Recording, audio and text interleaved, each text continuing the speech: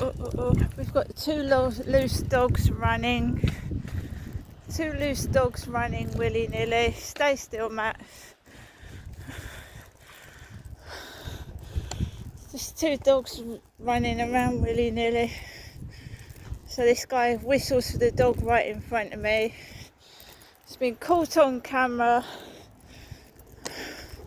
Fortunately, they didn't run into me or run into my dog Max. So I'm out on the field. We've got two dog owners let their dogs off and they started running. Let's go this way. Up here. Let's go this way, mate. Oh, God. You see how I avoid trouble? I just get out of the way. Just avoid it. It's the best thing to do. There's that guy with the orange top on. Another one.